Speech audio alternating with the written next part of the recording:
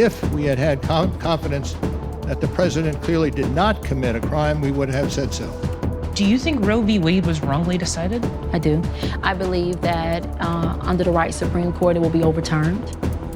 Just has a little bit of the feel of like a drug deal. Maybe you say so.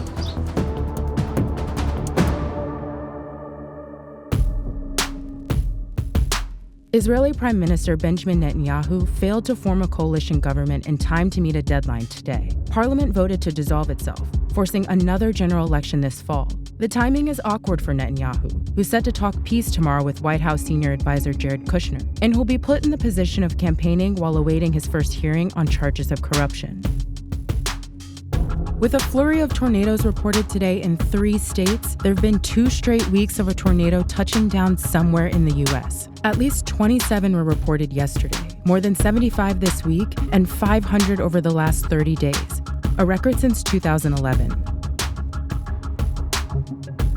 A 24-hour strike across recession-hit Argentina in protest of the president's austerity program has shut down banks, schools, and airports. The country's largest workers' union organized the 5th national strike since President Mauricio Macri took office in 2015. They're demanding the government raise salaries to match inflation after the peso lost half its value last year. With an unwieldy 23 Democrats vying for their party's 2020 presidential nomination, the Democratic National Committee is taking action to trim its debate guest list. To make the cut for the 3rd debates this September, candidates will need to poll 1% higher in one extra national poll and have another 65,000 donors above the current threshold. If those rules were in place today, only 8 candidates would be on stage, vying for the best soundbite.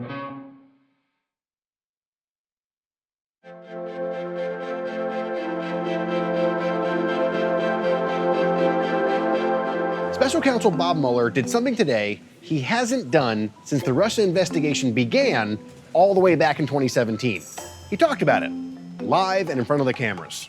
So what, at long last, did he have to say? Now, I hope and expect this to be the only time that I will speak to you in this manner. That's right. He waited all this time to say, more or less, I'm not going to say anything else. The anticlimax here has been pretty staggering. Remember just last year when every congressional Democrat was introducing bills to protect this guy from getting fired? No matter who the president is, we have to let this investigation follow. And every Trump hater at your local coffee shop was clicking refresh on the special counsel website, waiting for the report to drop? The whole expectation was that Mueller was going to be the guy who would finally stick the knife into the Night King. Instead, he rolled over. He watched passively as Attorney General William Barr, his friend of 30 years, blatantly mischaracterized his report and never complained publicly. When we finally did get the report, we saw that Mueller, for all the evidence of obstruction that he gathered, declined to actually come to a finding as to whether the president should get in trouble for it. After that, congressional Democrats said they'd have him testify. And that seemed like the moment when Mueller was going to finally throw off the shackles. Instead, he's been fighting the Democrats' request for him to testify, a process he tried to put a final end to with today's statement, saying if they do drag him up to the Hill, he's not going to say anything new. The report is my testimony. I would not provide information beyond that which is already public in any appearance before Congress. There was, in the end, only one real moment today when Mueller seemed to make a splash. If we had had confidence that the president clearly did not commit a crime, we would have said so. It's serious stuff, but it's also just a rephrasing of what was in the report that we got back in April. Maybe Mueller saying it out loud into a camera nudged the interpretation of the findings a teeny bit in the anti-Trump direction, implicitly contradicting Attorney General Barr and reiterating that it was the Justice Department policy saying a president can't be charged with a crime that was the major consideration when not charging this president with a crime. So yes, the appearance itself was enough to stir up a new round of calls for impeachment, mostly from Democrats who have already called for impeachment already. But the gatekeeper, Speaker Pelosi, doesn't appear to have budged on her opposition to impeachment. She thinks it's a political loser for Democrats. And today in San Francisco, she acknowledged the obvious. There just aren't enough votes in the Senate to remove the president. But we want to do what is right and what gets results. but gets results. In other words, nothing really has changed. The great animating question of all this, when is the other shoe gonna drop, has been answered. And we're out of shoes.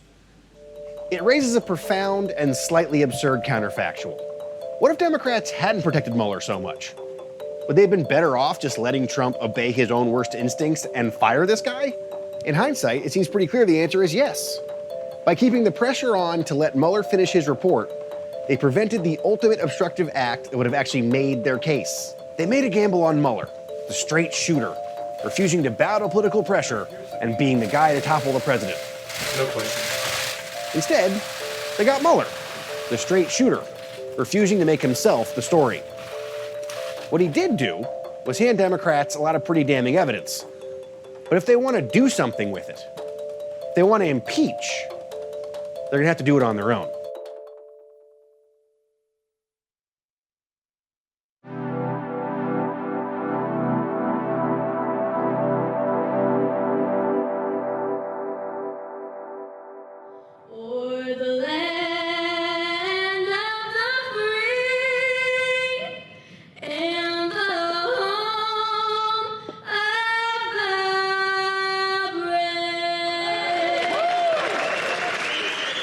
The Louisiana House was supposed to vote today on an amendment to the state's constitution that would specifically say there is no constitutional right in the state to an abortion. It was one of two anti-abortion bills brought to the Louisiana House today. Both are part of a broad wave of legislation that states across the country have passed in recent months, in anticipation of the Supreme Court potentially overturning Roe v. Wade. A so-called heartbeat bill passed today. The constitutional amendment didn't. That's because, for strategic reasons, the sponsor of the amendment, State Representative Katrina Jackson, pulled it from the floor. Members, I am moving to reject the Senate amendments. I need to look at the date of this and some amendments that were added and some that were discussed in the Senate that were not added. If it had been passed today, the constitutional change would have ended up on the ballot this October. Jackson wants it to be voted on in November 2020 instead. The amendments are rejected. It was an example of Jackson balancing the fact that she is staunchly anti-abortion against the fact that she's also a Democrat. I'm going to put it in what we call conference committee to add the amendment that pro-life Democrats on the Senate and non-pro-life Democrats on the Senate attempted to add, and that's to have this vote to go down during the presidential election. As in the referendum on the ballot? Right, the referendum on the ballot. And let me tell you why. Presidential election is one of the higher voter turnout in Louisiana. And I am always concerned that what I do does not impact my colleagues' elections, that I don't skew the elections to be one-sided based on what I believe, that I give everyone a free chance to run and their constituents to vote. Are you saying you think if it were on the October ballot, it could hurt other Democrats? It could hurt or help. I think it'll help the pro-life Democrats, but at the same time, it may hurt other Democrats, and it may have an impact negatively or positively on someone's election. Of course, I think it'll help my election, but it's not all about me. Jackson seems like kind of the perfect message unicorn for the anti-abortion side. Black, female, Democrat. Though she's not the only one in the Louisiana legislature. But while Jackson may be willing to play the political game, she's unwilling to compromise her moral vision. I tell people I'm a Christian first. I've always been very blunt about it when I ran for election. I remember even my mom saying, Katrina, we love the Lord, but do you think this is going to resonate? I said, Mom, I don't care. I want people to know who I am because I want them to know who they're electing. And so I tell people before I'm black, white, before I'm a female, I am Christian. And a large portion of my district, a majority of my district agrees with that, and they're Christian. I mean, an overwhelming majority. And so I don't not only represent me and fighting for life, I represent the district. Should your Christianity be governing the way you attempt to govern? I think everyone's morals and values helps govern, and I think that when we come here listening to our constituents, we're listening to their morals and values. So I don't care who you are, whether it's Christianity, whether you believe in some other religion, whether you're non-denominational, whether you're atheist, everyone's morals and values decides where they govern. You're a lawyer. Yes. Do you think Roe v. Wade was wrongly decided? Do you think there is not a right, that abortion is not assured by the right to privacy? I believe it isn't. I do. I believe that under the right Supreme Court, it will be overturned. I don't believe it's a civil rights issue. I really don't.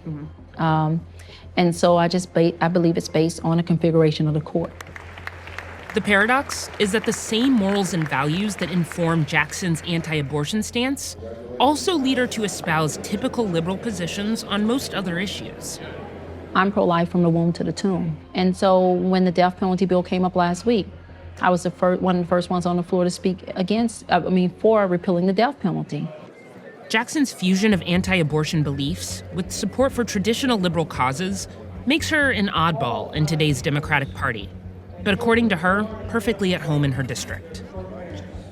The overwhelming majority of District 16, which encompasses Monroe, Louisiana, Bastrop, Louisiana, Collingston, I'm 60% urban, 40% rural. My district is 60% black, 40% white, 60% Democrat, 40% Republican. But the overwhelming majority of my district is pro-life. And so I represent the overwhelming majority of my district, and that's what I'm elected to do.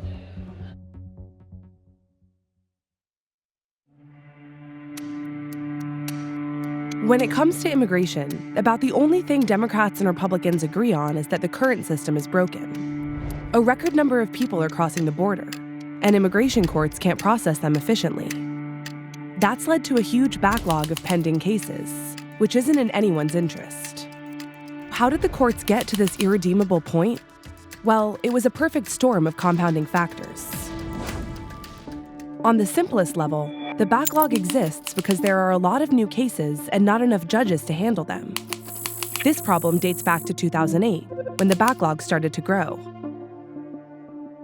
Even though then Attorney General Alberto Gonzales planned on hiring additional judges in 2006, a lot of the positions were never filled. Then, beginning in 2011, the budget sequester meant that no new money could be allocated for hiring. So the number of judges and support staff remained roughly constant, while the number of new cases grew annually.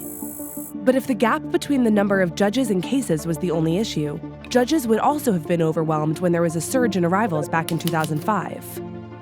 Instead, judges then quickly handled those cases without adding to the backlog, completing a record number of cases per year. This time around, things have been very different. Instead of handling more cases in response to the surge of new migrants, judges are completing far fewer. It's not because judges are lazier, it's because the cases are more complex. In 2005, most of the new arrivals were Central American farmers who'd been displaced by U.S. trade policy, and Brazilians taking advantage of a lax visa policy with Mexico to get to the U.S. They had a weak legal claim to stay in the U.S. and were quickly deported. During the Obama administration, by contrast, the types of cases changed, as did the policy for how to handle them. Starting in 2014, when there was an influx in the number of families and minors crossing the border, the Obama administration moved those cases to the front of the line. That sounds like a good idea, but it often meant that families had to come to court before they'd secured representation or had time to collect the necessary documents to prove their case. That actually made cases take longer to process, since judges would have to offer what are known as continuances. The family would be allowed to come back to court at a future date when they were ready, which meant the final resolution of the case would be delayed, seriously slowing down the courts. And when the Obama administration expanded eligibility for asylum to include gang and domestic violence, the courts slowed down even further. If you had 100 cases of Christians from communist China, where persecution of Christians is very clear, or you had 100 cases of Central American women who've been abused by their partners, it's going to take much longer to adjudicate the 100 cases from Central America. Those cases take a lot more nuanced analysis in order to determine whether the asylum law fits them or does not fit them. For Judge Marks, the backlog isn't just due to lack of resources or the types of cases, but the structure of the court itself. You think of plea bargaining as a way to dispose of relatively non-controversial cases. That basically doesn't exist in immigration law. The closest thing in immigration court is called administrative closure, which allowed judges to remove low-priority cases, like, say, an undocumented person who'd been caught running a stop sign, from their dockets, in order to devote more time to serious cases. This was a tool increasingly used over the course of the Obama administration. but it never covered more than a small fraction of new cases. And in any event, Trump's first Attorney General, Jeff Sessions, eliminated its use. And because the Trump administration wants to deport all undocumented people, Sessions reopened over 350,000 previously closed cases, which will only make the backlog worse. The Trump administration has put several measures into effect to reduce the backlog. They've hired a staggering number of new judges, reduced asylum eligibility, implemented quotas so that a judge's performance is measured by the number of cases they complete, and restricted the use of continuances. This will undoubtedly speed up the courts, but the question is whether it'll lead to a well-functioning or just system. The law is complicated. We're required to give people the opportunity to present the evidence that they feel is required. And if we don't give someone their day in court, we can be denying them due process.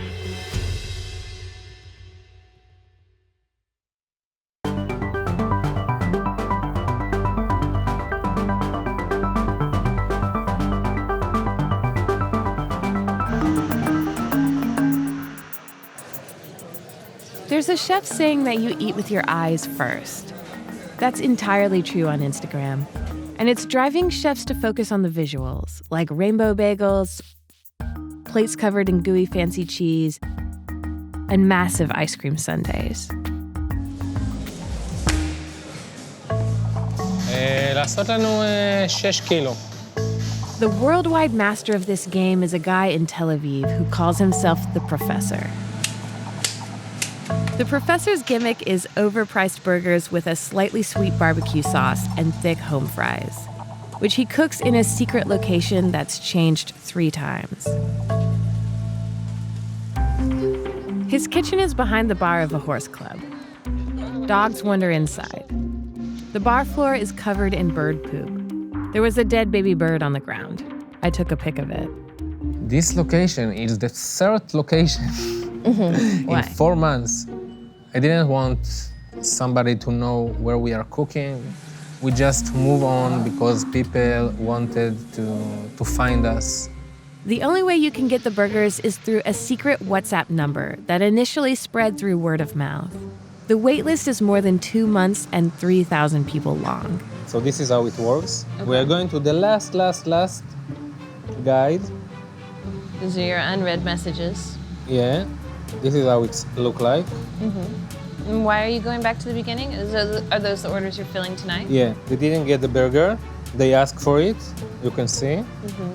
They just got the automatic message, but we still didn't get back for them. So they're gonna get a surprise tonight that says your burger's ready. Yes, this is the time for them, it's tonight. And then we will see if what is going on with them, you know. The Professor worked as a chef for about 20 years, but he says he's quit in protest of Israeli restaurant regulations, which cut into his profit margins. Then all the municipality and they are killing restaurants owners. So food prices are high and labor costs are high? Yeah. Give me a specific rule that really pissed you off. Everything. It's okay, let's put something on the front of the restaurant, okay? They're charging more than 4,000, 5,000, 6,000 nis a year for nothing, just to put a sign like my name of the restaurant name. Very difficult to earn money in restaurant in Israel. But the secret burger line might not be all about protesting the government. Being a master of hype is good money. It costs about $53 for 2 burgers plus fries and delivery fees.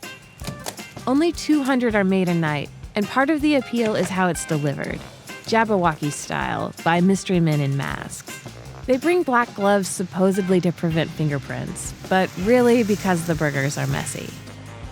It has a feeling of being a little bit illicit, right? What do people like about that? They are like in a movie. They are a part of something that's going on, but it's underground. Nobody sees it. You text with me, with the professor. Is it illegal? No, it's legal. We're paying tax, everything, of course. Just has a little bit of the feel of like a drug deal.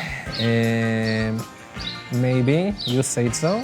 I think that everybody, any person, has a criminal side, his mind and his body.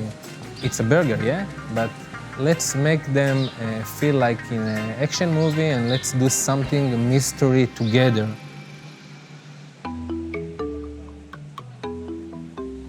Why would you want to call this number? I think it's very tasty, and I think it's a good idea to make it for only for friends. I think and it's expensive, so we need to taste it. Somebody there. Someone has a choice. Yes. Yes.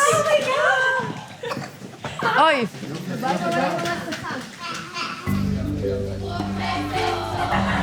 You. You.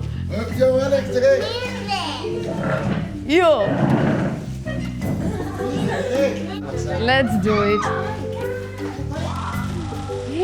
Yo, imale. Imale.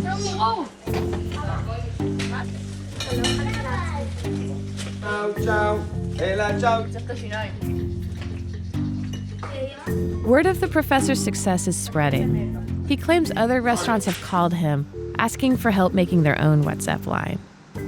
Like right now, people from restaurant calling me and tell me, let's do the method, yeah? Really? Yeah. Wait, what are they saying?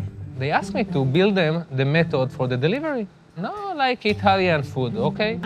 Like a secret spaghetti line? Yeah, I'm building them all the user experience. Do you think you'll lose customers if people start copying you? No, I think that everybody has a place, and I wish them to move from what they are doing right now and to do something different. Why? Because they will smile again.